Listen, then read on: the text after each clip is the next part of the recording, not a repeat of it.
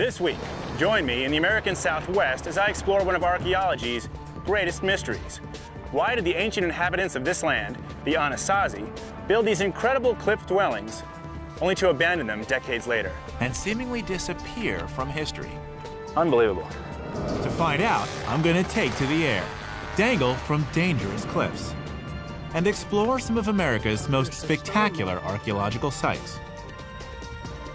We're digging for the truth, and we're going to extremes to do it. I'll meet you over there.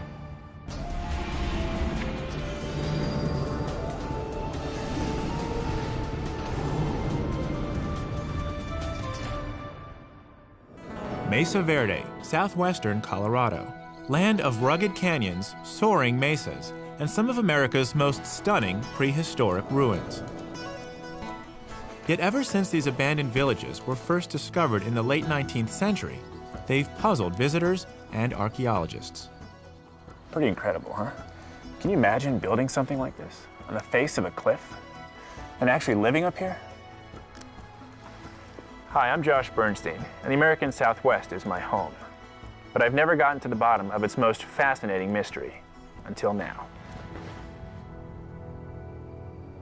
Why did the ANASAZI decide to move to the cliffsides? And why would they then abandon this entire region only decades later, never to return? These questions are at the heart of a debate now raging between archaeologists and Native Americans. At stake is the traditional image of the peaceful ANASAZI. Everyone agrees that's how they began. The people who became known as the ANASAZI started to farm this area of the American Southwest as early as 1 AD. For most of their history, they lived in small, scattered villages on the mesas and in the valleys. But in the middle of the 13th century, something happened. The ANASAZI began to cluster together. They built high walls around their settlements, or took the precarious step of moving whole villages onto the cliff sides.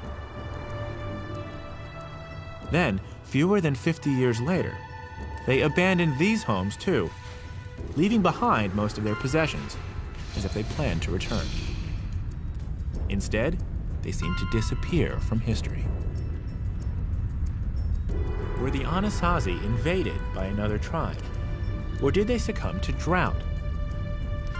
Why did this complex and far-reaching civilization suddenly collapse? What happened? My exploration begins with Larissa Kumawana, a ranger at Mesa Verde National Park. In addition to her years teaching people about these ruins, Larissa is also a member of the Hopi tribe.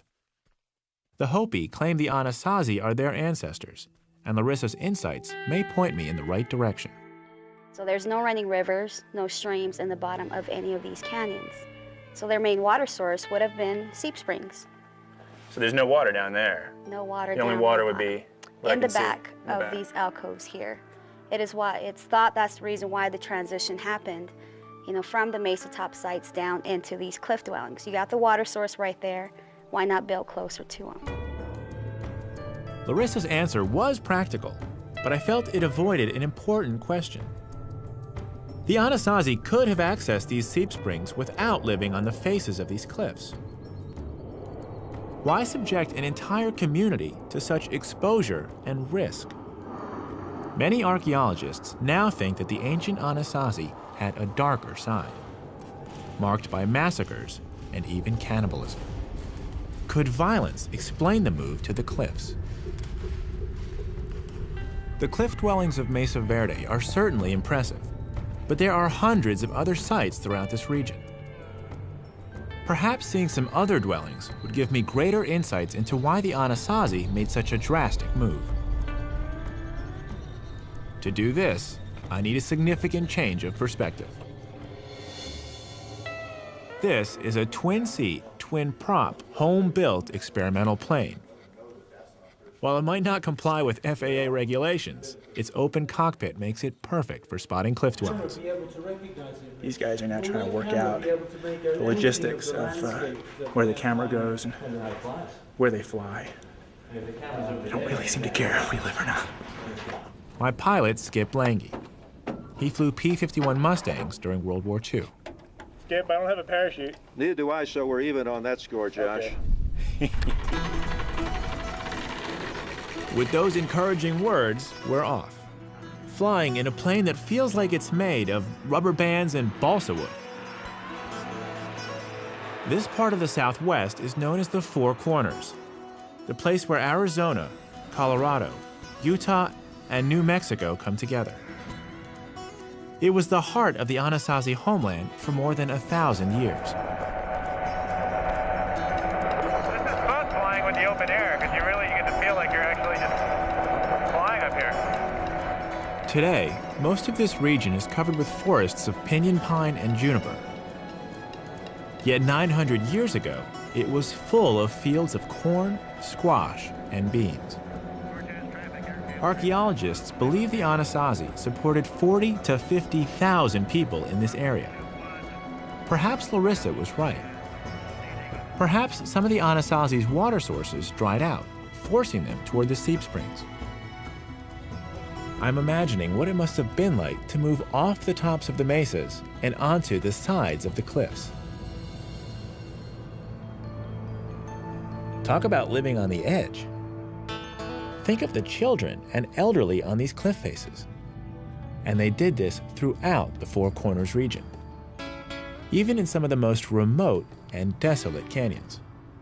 Why would the ANASAZI make such a change, take such a risk? What could these massive stone walls offer them to make the move worthwhile? To answer these questions, I need to get my feet back on solid ground, where I can hike and explore some of the more isolated cliff dwellings. To help me get to these distant dwellings, I'm teaming up with Vaughn Haydenfeld. Vaughn is an accomplished mountaineer and local guide who knows these canyons and their ANASAZI sites like the back of his weathered hands. Yvonne? Yeah. Nice to meet you. Nice to meet you. How's it going? It's going well. It's a beautiful day. Good. I heard you're the man who can show me some remote sites. You might be able to find something out here. You got one in mind? Yeah, I do. I'll toss that rope in the back and... Vaughn spent the last 20 years exploring the ruins of Utah's Cedar Mesa Plateau. He's played a critical role in the preservation and interpretation of many sites. He's excited to take me to one of his favorites. Wait, hold on. This section here looks a little tough. We drive in as far as we can go. The rest will be on foot. Where we're going, it's as if pretty far out there. Yeah. And, you know, it's a fairly difficult route in there, so... Some nice yucca blooms there. Vaughn tells me this plateau is cut by dozens of sheer, slick rock canyons where the ANASAZI lived. We'll have to rappel to get down into one. All right, here we are. See where we're headed? All the way over there. Yeah. Got that lower set of ruins up against the cliff face. That's incredible. Upper set of ruins right up in there. See? Ah, right under that cliff. Yeah, yeah. That's unbelievable. People actually lived Yes. that high up. Apparently so. You know, it's an amazing thing, but people were hunkered all over in these. This is kind of that final phase before the abandonment here. So people are getting defensive and they're starting to hunker into these little spots that have water. They're defending the water. I would think so. I mean, I think that's got to be part of what's going on. You know, that they're here, they've got these towers across here. If you look right across the canyon here, we have a tower. Oh. Another collapsed tower, you know, showing that they're in control of this little spring here. Let's do it. All right. The watchtowers intrigued me. What were they watching for? One thing that continues to blow me away every time I see these sites is, first of all, how well they blend in to the rocks around them. If you didn't know where to look, you can miss it like that. You would never see that thing. And second, why would they build on the face of a cliff? It seems like the worst place to be dragging rocks and making a shelter for the night.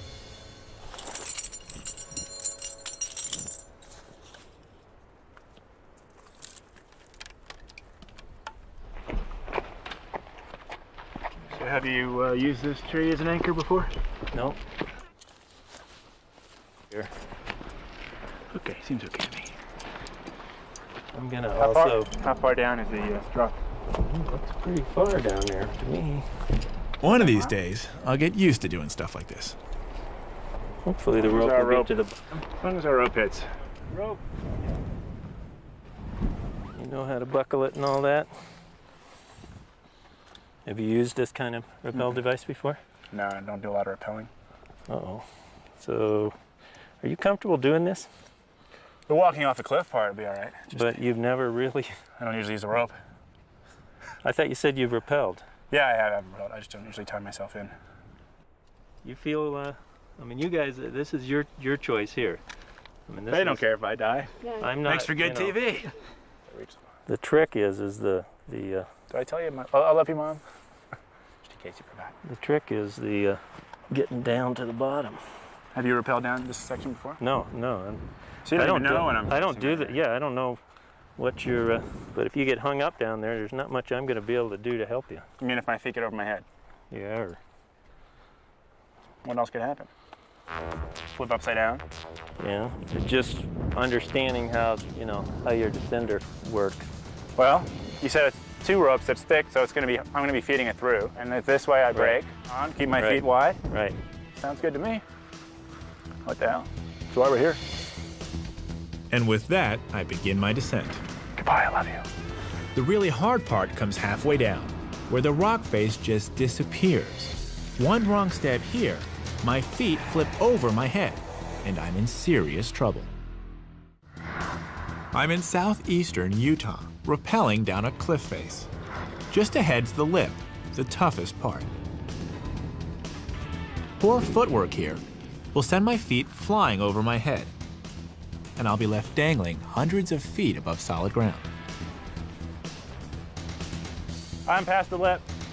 I can almost hear the sigh of relief from my guide, Vaughn Haydenfeld, who's easing me down. Navigating these cliffs gives me a new appreciation for the ancient ANASAZI who lived in them. It's their mystery I'm pursuing out here on Utah's Cedar Mesa Plateau. Why did the ANASAZI move into the cliffs and then disappear from this area 800 years ago? At Mesa Verde, I learned that Native Americans believe the cause was drought. But some archaeologists think it's a lot more complicated and violent. Look up above, the large spiral. Oh, wow. Oh, that's incredible. Yeah, it's an incredible spiral. It's a really large one. Pigment still in pretty good shape. You have a sense of what that meant? The spiral? Yeah, I've heard a lot of different stories. I'm just curious. Hopis and people who claim ancestral heritage here have, meanings to it. It might be a migration or their people. Or this could just be the marker of these people at this site, saying, this is us. We're here. Well, the dwelling's just over here this way. Yeah, let's go down and have a look at the best part. We're coming right out to the edge of this ledge, which starts getting that kind of defensive nature. A wall here. And a good view of the tower. Greenery there, corn cobs still in the greenery. You can see the corn cobs. Yeah. That is incredible. This is amazing. These corn cobs are over 800 years old, and they're still here as if they were left just yesterday. Unbelievable. We're coming right out to the edge of this ledge. This is my favorite part of this particular site. This little end ruin. All the rock art images on this whole wall. It's a large panel. We have bear tracks and mountain lion tracks. You've got this bighorn sheep down here. Anthropomorphic figures. Big, long zigzag that comes across this whole entire wall panel. Oh, wow. And here she is. Yep, this is kind of the jewel at the end of the trail. Honey, I'm home. Wow. We came down all the way back there. Yeah. But why live here? Why build this here? I see the tower, right, which we saw on the way down. I guess it's the view. This is, I mean, it's a stunning view, but you know, the question that what I don't get is, this isn't easy. You know, they had to bring these rocks here, if not break them from the wall, and there's a lot of work. Yeah. So why? You know, why live here? Why bring their babies and their grandchildren to such a precarious location and live their lives here? Because something's going on that's forcing them into these kind of situations.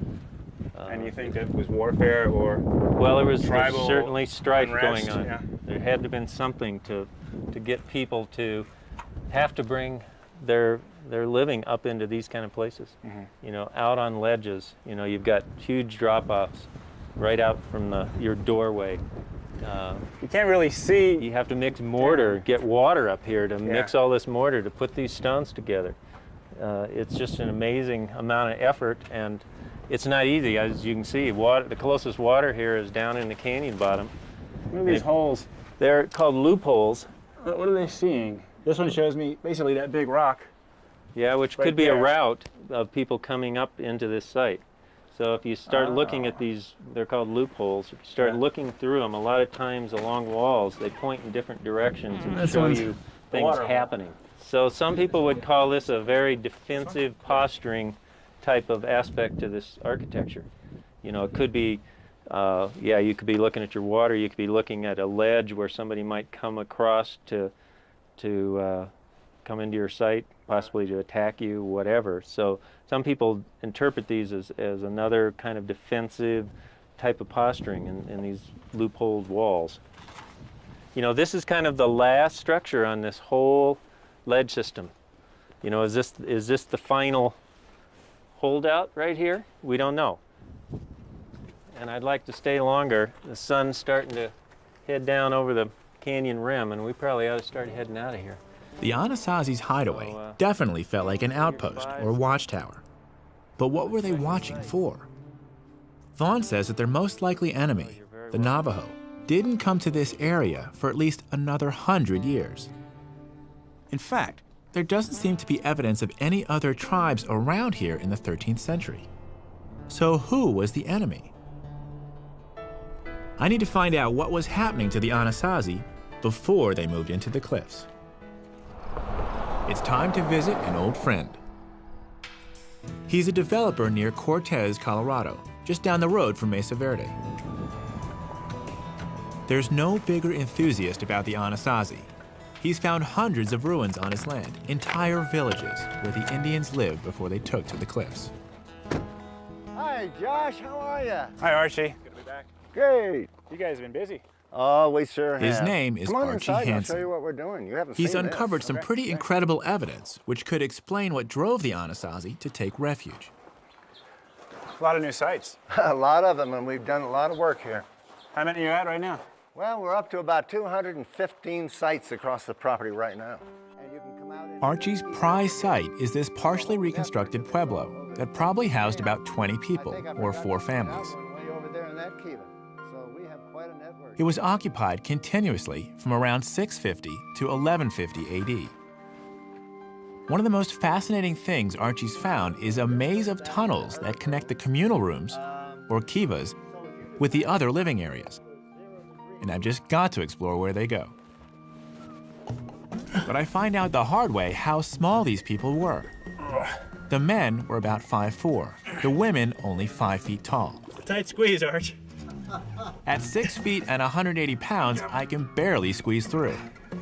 And this is only the beginning of what Archie's excavations have uncovered. Look at all these pot shards. Look at this. I mean, can you imagine finding this many pot shards? And this is just a small tray sample. Look at these. Look at this. Look at this corrugated pot. You can imagine finding that, not just on the trail, but on your own property. It's stunning. I would be excited. I'd be excited if I just found this piece. But he's got buckets and buckets and buckets and buckets. Look at all these studies. Macrobotanical remains, bioarchaeology of disarticulated remains, faunal remains, disturbed sites. He's invested so much time, and the benefit is that all of us get a much clearer picture of who the ANASAZI really were. And what Archie and his team of archaeologists have found is far from the traditional image of the peaceful ANASAZI. Are you finding any bones in your sites here? Oh, everyone. Everyone? Yes, we did. We found several bodies over here. We found over in the end one.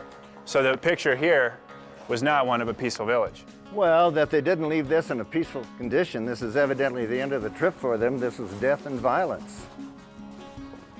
There were 3 sunken kivas in this pueblo. They were once the heart of ANASAZI communal life, This is beautiful. but they became the scene of horrible massacres, with strong evidence of cannibalism. Did you find any bodies or any bones in here?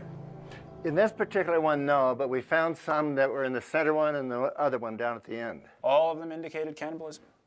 Everyone contributed to it. Yes, they were broken up. There are many different signs. The signature of cannibalism is extremely positive. There have to be 7 particularly salient facts. They're just to numerize some of them. Pot polish on the end of green strict fractures. They have to have the bones broken open, the marrow extracted from that, bodies disarticulated, heads missing, vertebrae there, no hands, no feet. Unfortunately, This is controversial stuff. Native Americans strongly object to their ancestors being characterized as cannibals. Yet many archaeologists find the evidence in ANASAZI sites compelling.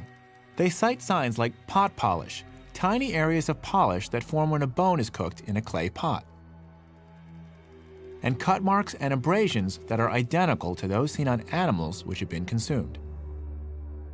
What Archie was saying was that his site is full of such evidence. we had a 14-year-old male and estimated 21-year-old male, and they were butchered and probably consumed down there because they found them on parts and pieces in the fire pit and on the benches going around, etc.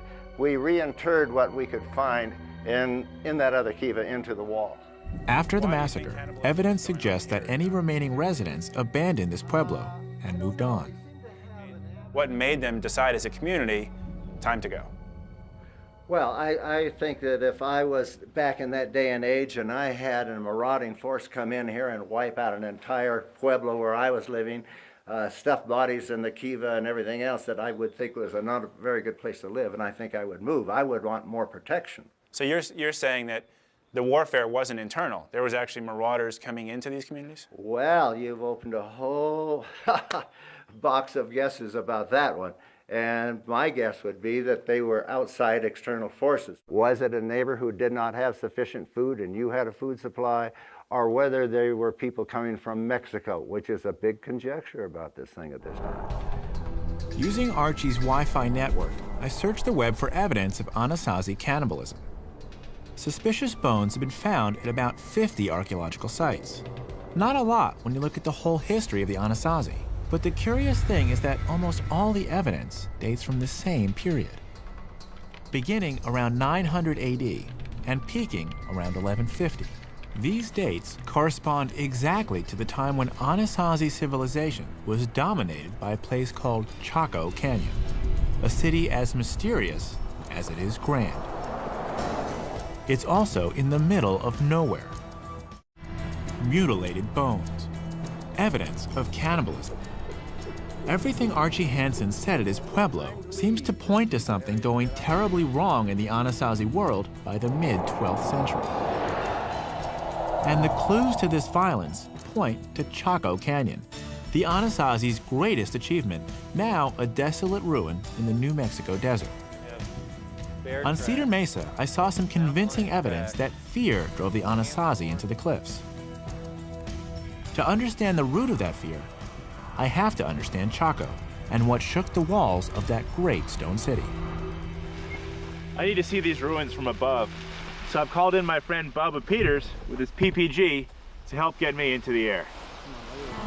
PPG is short for Powered Paraglider, and Chaco's so big I need something like this contraption to get the lay of the land. but strong winds can make flying tricky, even fatal if I'm not careful. 80 pounds of wind machine. He puts out a 28 horsepower. One small step for man. Prop clear?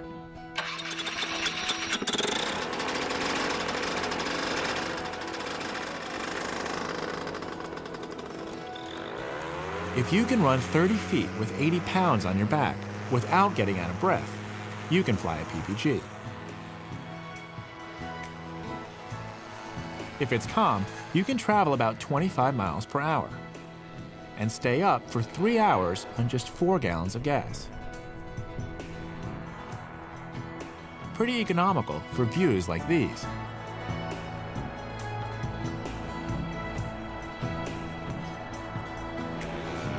But the fun is flying slow and low. It's amazing how much you can see.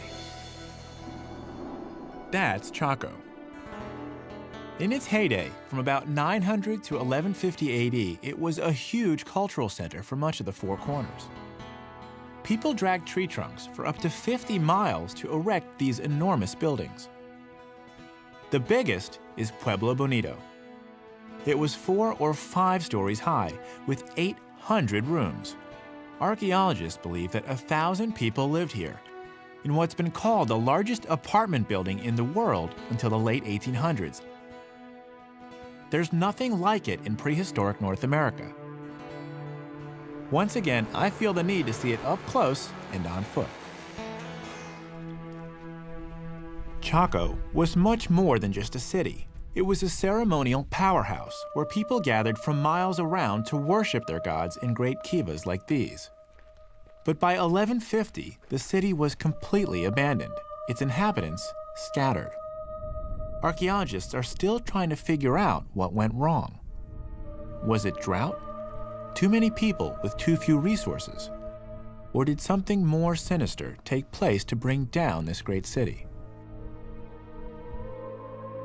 The crumbling stone walls don't offer many clues, but the wooden beams might. I've come to one of the only intact rooms left in Pueblo Bonito.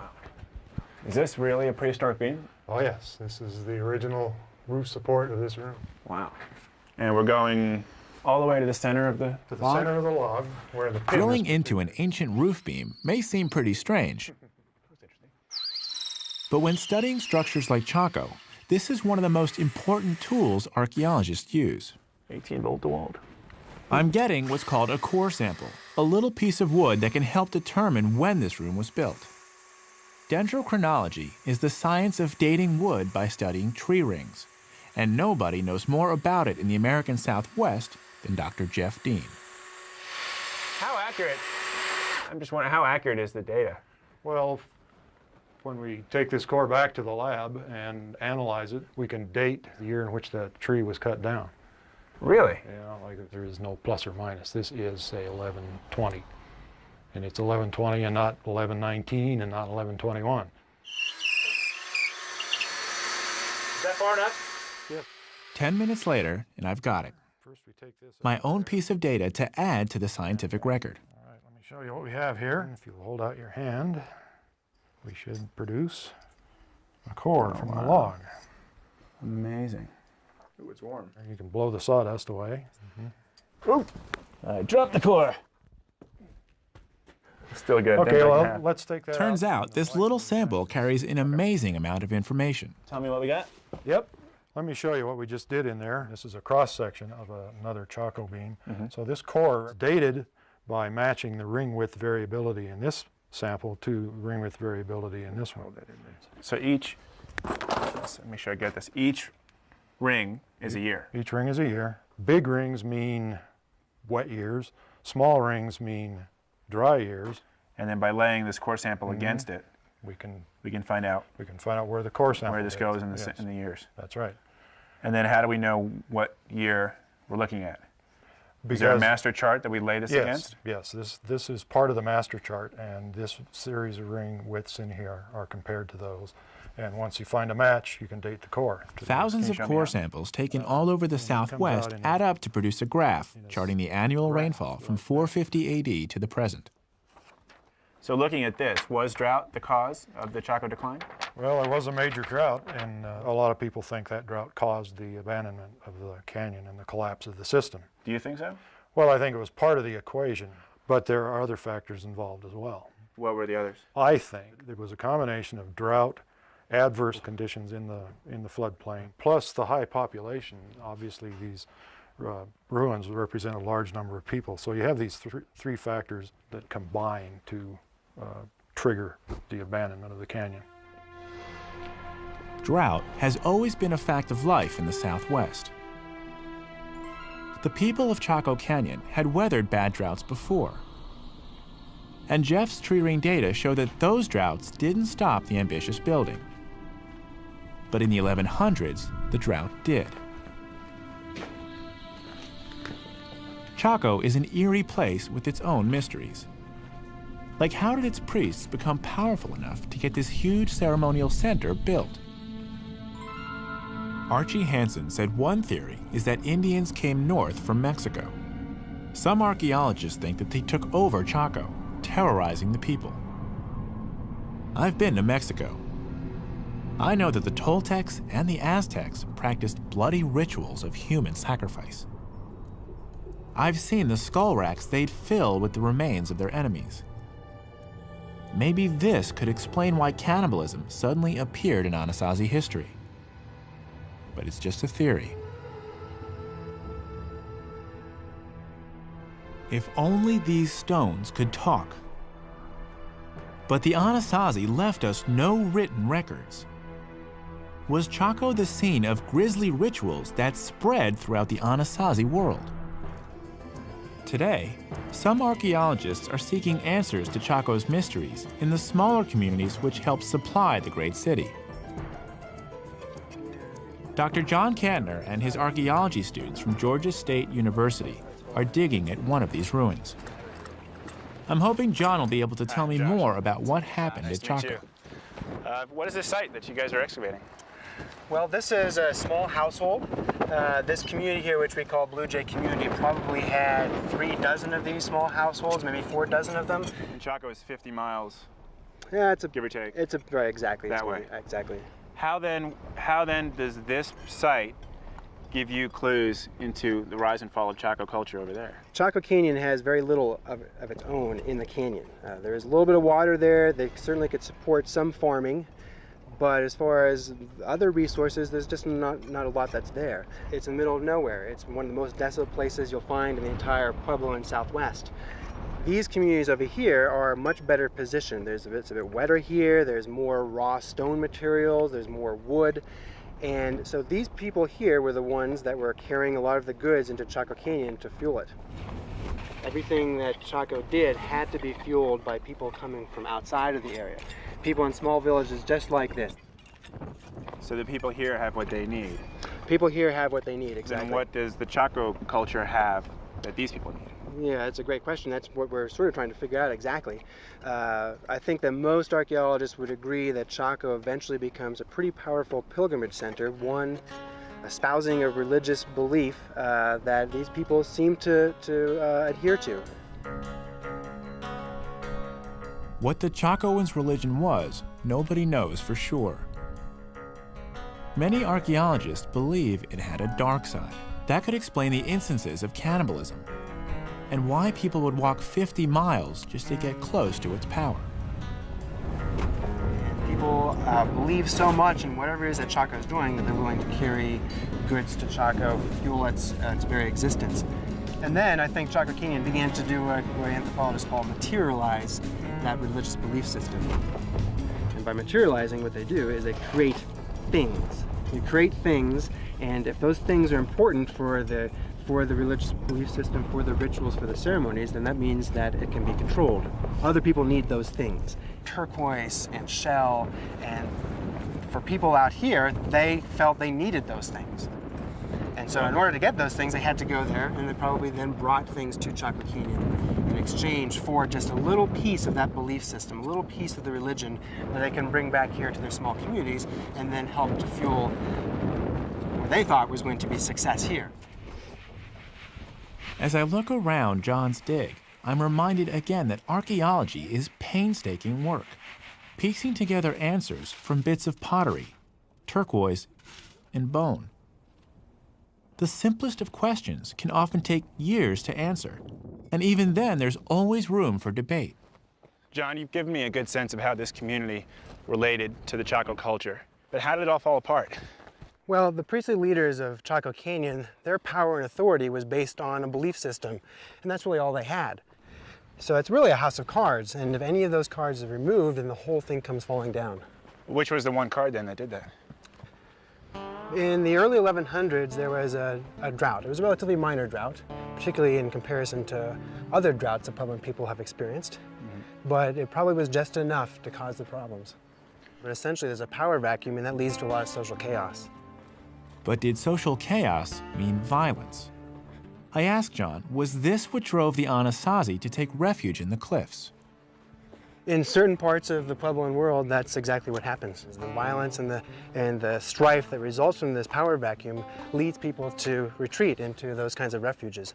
Moving north to places like Mesa Verde. Exactly. What John says makes sense. Think of the thousands of people abandoning Chaco, looking for shelter elsewhere in the Four Corners. Competition must have been fierce. It's not hard to imagine that it was brutal, too.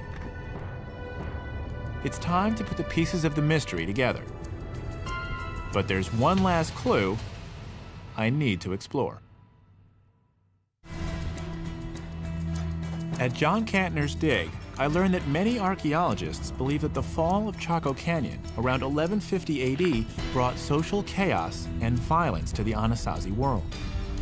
That's about the same time cannibalism peaked, and when Archie's Pueblo experienced its brutal massacre. Is this the answer to the ANASAZI mystery of why they moved into the cliffs and then abandoned the Four Corners?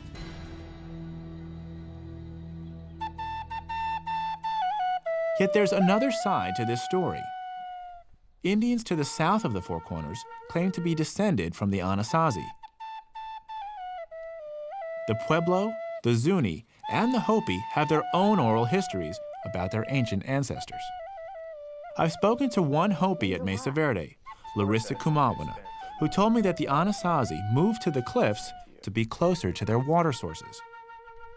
Now I'm going to hear more of the Hopi side of the story. I've come to southeastern Utah to the San Juan River to take a trip and take a look at their rock art. There's a few petroglyphs just downriver from us. And to see if I can get a feel for the culture, I've arranged for some Hopi elders to take a ride down the river with me. Hi. Hello. Are you Wilton? Wilton Kuyabuhema and Dalton Taylor are elders from the Hopi Reservation in Arizona, south of the Four Corners. Dawa Taylor is Dalton's son. Nice to meet you.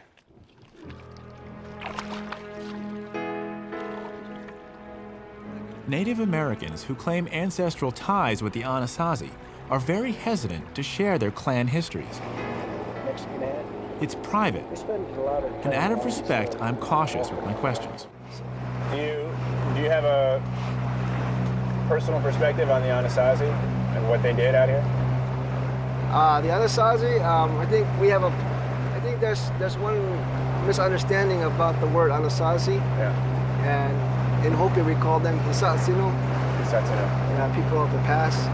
The term ANASAZI isn't exactly popular among people who claim to be their descendants. That's because it's a Navajo word that means ancient enemies. Today, many prefer to use the term ancestral Puebloans instead of ANASAZI. We near a bend in the river. The elders are quiet, so I'm quiet too. But I'm hoping that the petroglyphs we'll soon see will be enough to set them talking.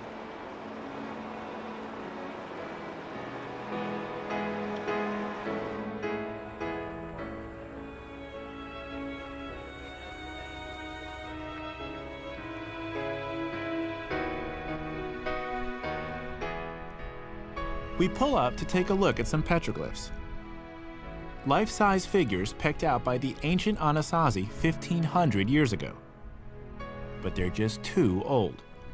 The Hopi can't interpret them. Yet nearby are some other petroglyphs they find very familiar. Looks like there's something right here. Oh yeah, that's the spiral. That's the spiral. That's a migration story right there. Migration. Oh yeah, come on up. So here, they occupy, it's the center where they occupied it, and when they go this way. To the Hopi, the spiral means their people were once here, at this place in the Four Corners. To them, the ANASAZI mystery is simply a story of migration. They abandoned the area because it was time for them to go, not because of social chaos or violence. Looks like there's a head here. It takes several hours, but I finally feel comfortable enough to ask Wilton the toughest question of all. Wilton, were the ANASAZI cannibals? No, not really. How do you know? Because from the time when the migration started a long time ago, there is no enemies. Until the second group, like Navajos and these other Paiute, they're the ones that come in and doing the warfare with the Hopi people. Because of this? To the Hopi, there were no enemies before the Navajo. It's not a new one. And they didn't come to the Four Corners until long after the ANASAZI were gone. But what if the enemy wasn't an invader? And the other one is... I remember what Vaughn said to me on that remote ledge in Cedar Mesa.